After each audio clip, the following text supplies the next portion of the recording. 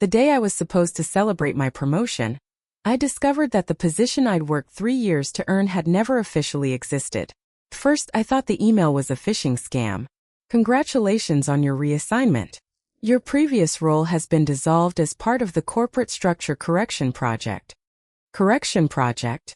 I refreshed my inbox 3 times. Same message. No congratulations from coworkers. No announcement. Nothing. Just one strange email that somehow erased the biggest achievement of my career. I immediately called my manager, Gregory. Straight to voicemail. That was unusual. Gregory answered his phone no matter what. During meetings. While driving. Even once from what sounded suspiciously like a dentist's chair. I walked across the office toward his glass office. The lights were off. His nameplate had already been removed. Only yesterday it had been hanging on the door. Now there was nothing but 2 tiny screw holes in the glass. Aurora. I turned around. It was Alexander from IT. He looked unusually nervous. You should probably go home. What happened? He glanced around before lowering his voice. They're auditing management records. So, don't volunteer any information until HR talks to you. What kind of information? He hesitated. I honestly don't know. Then he walked away before I could ask another question. That made my stomach tighten. For the rest of the morning nobody worked. People whispered near the coffee machine. HR employees carried boxes between offices. Several executives I'd never seen before were walking around with security badges. Even stranger, Gregory's company laptop had disappeared. Around noon my phone vibrated. A text from Gregory.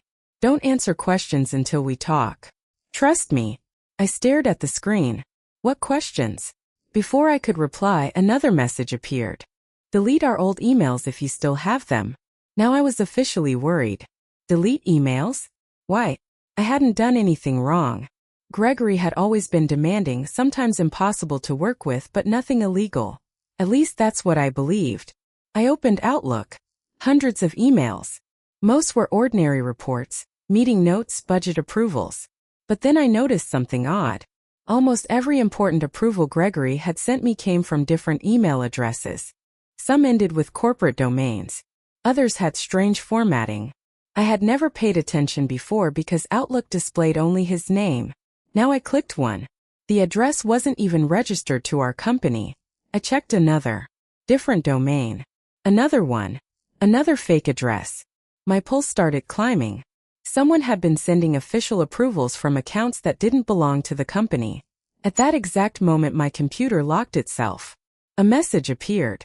Your workstation has been temporarily restricted by corporate security. Please contact HR. Several coworkers looked up. Their computers were still working. Only mine had been locked. Fantastic. 5 minutes later an HR representative approached my desk. Aurora. Yes. Could you come with me? Every head in the office turned toward us. The walk to the conference room felt longer than ever. Inside sat 2 HR directors. A woman from legal. And Alexander. He wouldn't even look at me. The HR director smiled politely. We just have a few questions. About Gregory? She exchanged a quick glance with legal. Actually. She slid a folder across the table. About your promotion. I frowned. My promotion? Did Gregory ever show you the approval documents? No. He simply told you it had been approved? Yes. She opened the folder. Inside were several printed organizational charts. None of them contained my new position. Not one. I don't understand. She took out another document. This is the version Gregory submitted. My name appeared as Senior Operations Strategy Manager. The salary increase was exactly what he'd promised. The signatures looked authentic. Everything seemed normal. Then she placed another version beside it. This is the version our executive board actually approved. My name wasn't there. The position didn't exist. Someone had digitally inserted both. I stared back and forth between the pages. They look identical. They almost are, the legal representative replied. Except one was altered after approval. I couldn't breathe. Are you saying Gregory forged company documents? We're saying we believe someone manipulated executive records. Alexander finally spoke.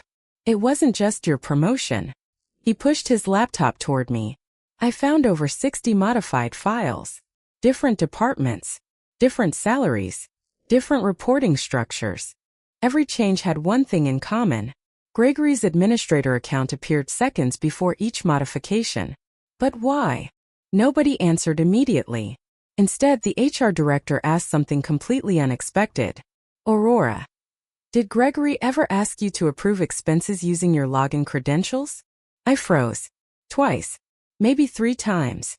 He claimed the accounting system was temporarily locked and deadlines couldn't wait. I remembered handing him my laptop during quarterly reports. He'd spent only a minute or two clicking through forms while I grabbed coffee. At the time it seemed harmless. Now every one of those memories felt different. Yes. Alexander quietly closed his laptop. I was afraid you'd say that. Silence filled the room. Finally, the legal representative leaned forward. We don't believe you were involved. But your account approved nearly $4 million in internal restructuring expenses over the last 18 months. My entire body went cold. I never approved anything like that. We know. She paused. We just need to prove it. Before anyone could continue, Alexander's phone rang. He answered immediately. His face lost all color. What? Another long pause. Are you absolutely sure? He slowly lowered the phone. Everyone looked at him. They just checked Gregory's company apartment. What happened? Alexander swallowed. He emptied it. When? Last night. The room fell silent again. Then he added the sentence none of us expected. He also erased nearly every file from the company servers. Except one. Alexander connected his laptop to the conference room screen. A single folder had survived the overnight deletion. Its name was painfully ordinary. Operations Archive.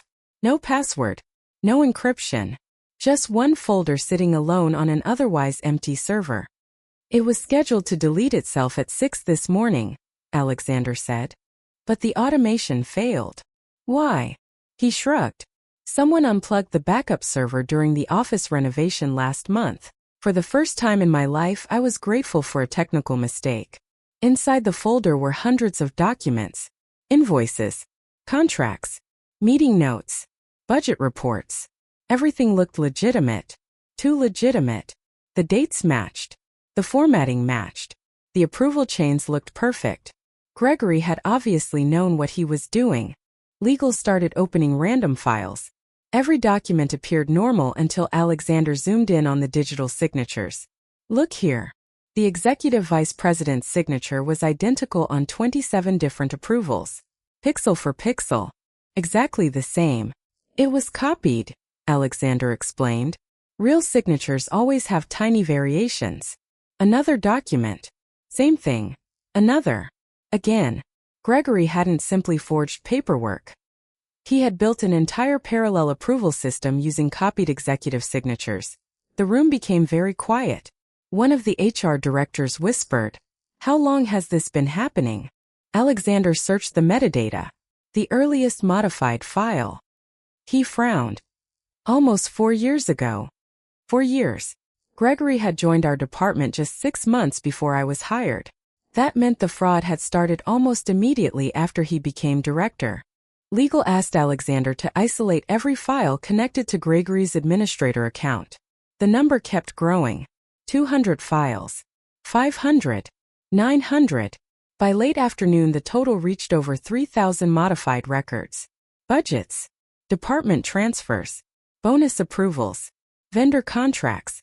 Even office renovation invoices. What exactly was he trying to hide? I asked. Alexander looked exhausted. I don't think he was hiding one thing.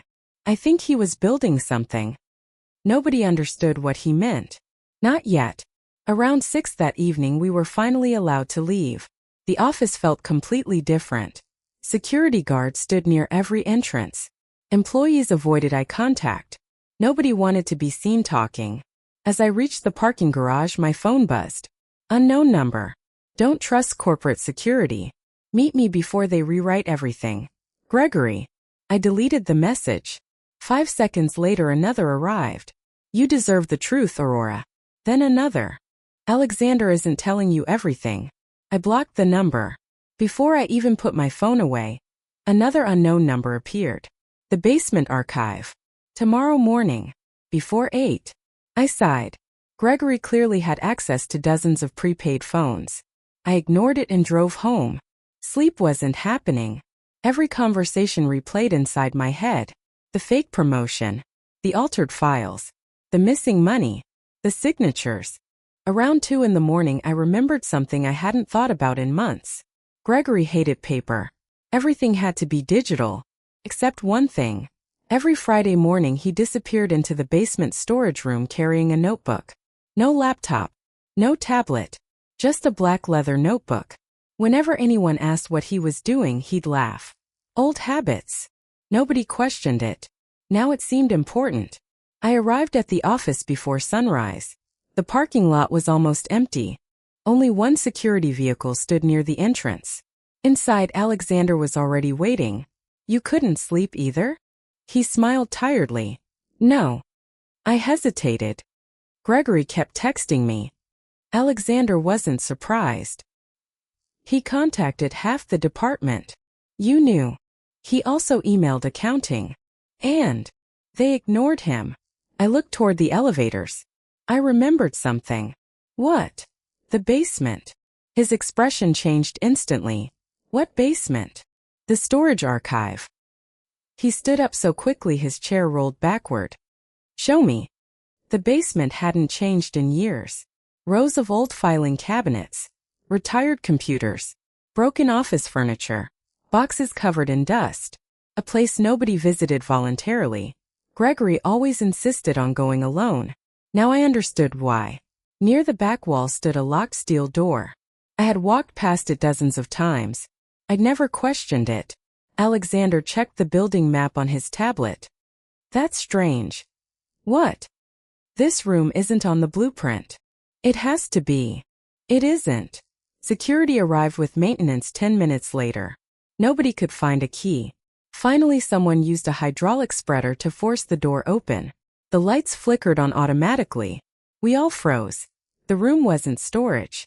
It looked like a fully functioning office. 3 desks. 4 monitors. Industrial scanners. Commercial printers.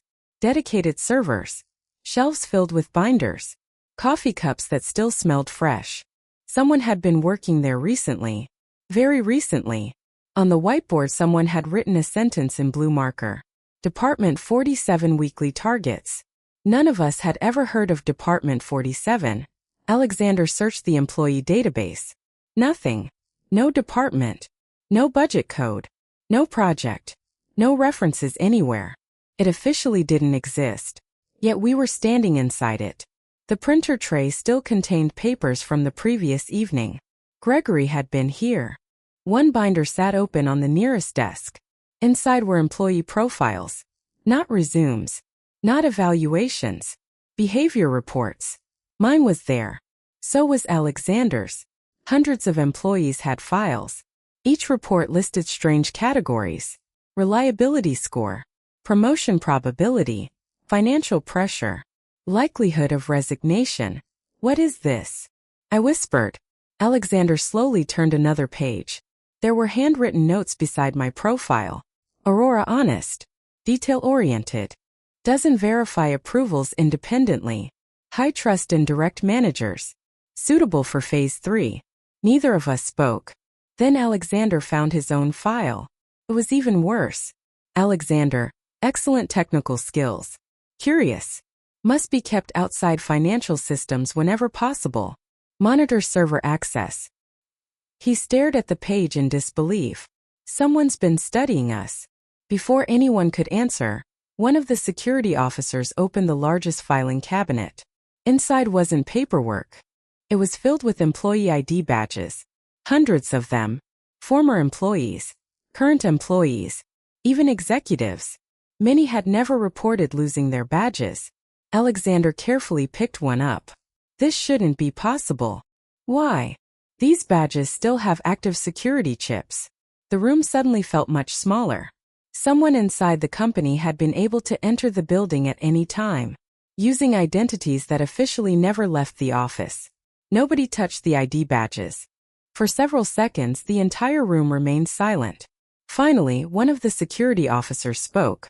"We need to notify corporate security immediately." Alexander shook his head. "They're already involved." "What do you mean?" He picked up one of the badges and scanned its chip with a handheld reader. The screen displayed an active employee profile. Access level: Executive Operations. The problem?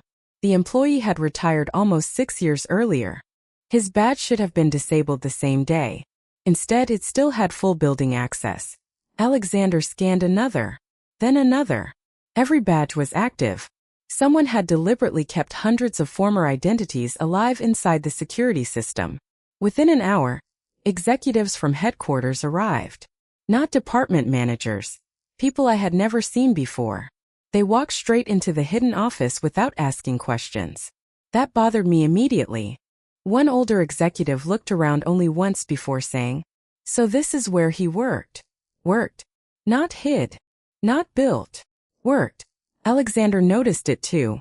"You already knew this room existed." The executive didn't answer. Instead he asked, "Has anyone copied the servers?" "No." "Good." That single word made me uncomfortable. He wasn't surprised. He wasn't angry. He sounded relieved. The forensic IT team began recovering files. Unlike Gregory's office computer, these servers hadn't been erased. Whoever left had run out of time. Folders appeared one after another. Behavior analysis, promotion planning, retention models, executive reviews, Department 47. Inside were reports on nearly every employee in the company, not job performance, personal lives, mortgage balances, family situations, medical leave history, student loans, career ambitions, commute times, even notes about conversations employees had during lunch. I felt sick. "They've been monitoring everyone." Alexander nodded slowly. "For years." One analyst opened my file. There were dozens of updates. Aurora declined outside job offer. I had never told anyone. Aurora's apartment lease renewed. Less likely to relocate. Only my landlord knew that. Mother recovering after surgery. Increased financial responsibility. I stared at the screen. How could they know that? Nobody answered. Hours later, another discovery changed everything. Gregory hadn't written most of the reports. Each file contained initials. Different initials. Different writing styles. Different timestamps. Department 47 wasn't one person. It had been an entire team. Alexander counted them. 12 different employee accounts. Only one belonged to Gregory. The other 11 no longer existed in the company directory. Deleted. Every trace removed. Except inside these servers. "They erased the people," Alexander whispered. "Not the work." Legal compared payroll records against the hidden employee accounts. Nothing matched. No salaries. No tax forms. No contracts. Officially, those people had never worked here. Yet they had logged thousands of hours inside company systems. One investigator quietly said, "This looks like a ghost department." The phrase spread through the room. Ghost department. Fit perfectly. Around 3 in the afternoon, Alexander called me over. "You need to see this." He had recovered Gregory's personal notebook. Not the physical one. A scanned digital copy. Hundreds of handwritten pages. Most described projects. Budgets. Meetings. Then halfway through the notebook, the tone changed. The entries became personal. Month 11. They promised this department would improve efficiency. Instead, we're studying people instead of helping them. Another page. Executive leadership wants prediction, not management. Another. Aurora refused to manipulate expense reports without documentation. She doesn't realize that's why they selected her for promotion. My heart stopped. Selected. Not rewarded. Selected. The next page was worse. Alexander keeps asking questions. If he gains unrestricted server access, Phase 3 will collapse. Alexander looked at me. We weren't random. No. We were being evaluated. Near the end of the notebook, Gregory's handwriting became messy, almost desperate. I can't keep lying to them. The fake promotion wasn't about Aurora. It was the only legal way to move her away from Department 47. I blinked. What? Alexander turned another page. Once the audit begins, they'll blame one person. If everything points to me, the others might survive. The room fell silent. For the first time, Gregory didn't look like a criminal trying to escape. He looked like someone expecting to become the fall guy. At that exact moment, alarms echoed through the building. Every monitor went black. Emergency lighting switched on. Someone shouted from the hallway. The servers are being accessed remotely. Alexander rushed to his laptop. They're deleting everything. Can you stop it? I'm trying. Lines of code scrolled across the screen. Folders disappeared one after another. Department 47. Gone. Behavior analysis. Gone. Financial models. Gone. Promotion planning. Gone. Whoever was connected knew exactly what to erase. Alexander suddenly smiled. I found them. Who? The connection. He turned the monitor toward me. The remote login wasn't coming from another country or another state. It wasn't even outside the building. It originated from the executive conference floor, 3 levels directly above us. Alexander didn't wait for permission. He grabbed his laptop and sprinted toward the stairwell. I followed without thinking. Behind us came 2 members of legal and 3 security officers. Nobody spoke. The only sound was the emergency alarm echoing through the building. When we reached the executive floor, the hallway was strangely quiet. Every office door was closed. Every assistant's desk was empty, almost as if someone had cleared the floor minutes earlier. Alexander checked the live network map. The signal is still active. He pointed toward the largest conference room. The connection is coming from there. One security officer slowly opened the door. Inside, 6 executives sat around the conference table. No panic. No confusion. Just complete silence. One of them calmly closed his laptop. We've been expecting you. Nobody moved. Alexander looked at the screen on his own computer. The deletion command stopped. The executive nodded. Of course it did. You found us. The oldest executive folded his hands. I suppose Gregory left enough information. Legal immediately stepped forward. We're preserving every server in this room. I'm afraid you won't find much. Alexander connected directly to the conference room network. The same remote session appeared on his monitor. It had been initiated from the executive laptop less than 2 minutes earlier. There it is. The executive didn't deny it. Instead, he smiled. You've already won. His answer confused everyone. What does that mean? I asked. He looked directly at me. It means Department 47 is over. For the next 3 hours, investigators questioned everyone separately. Eventually the story became clear. 4 years earlier, corporate leadership had secretly created Department 47. Officially, its purpose was to improve employee retention and reduce turnover. Unofficially, it became something completely different. The department collected enormous amounts of information about employees. Not just work performance. Everything. Financial stress. Family situations. Career goals. Health issues that affected productivity. The idea was simple. If the company knew employees better than they knew themselves, management could predict resignations, promotions, salary negotiations, and even internal conflicts before they happened. At first, the program actually worked. Turnover decreased. Hiring costs dropped. Projects finished faster. Executives celebrated the results. Then expectations grew. Predictions became pressure. Pressure became manipulation. Managers quietly received recommendations about who should receive raises and who shouldn't, who was likely to stay regardless of salary, who could safely be overworked, who would probably accept impossible deadlines. The report stopped helping employees. They started controlling them. Gregory hadn't created the system. He inherited it. For nearly 2 years he followed orders. He approved reports, reviewed employee profiles, made recommendations. Then he realized what Department 47 had become. According to his notebook, he tried several times to convince senior leadership to shut it down. Each request was denied, so he began documenting everything. Every altered budget, every hidden department expense, every executive approval, every internal instruction. He knew someone would eventually discover it.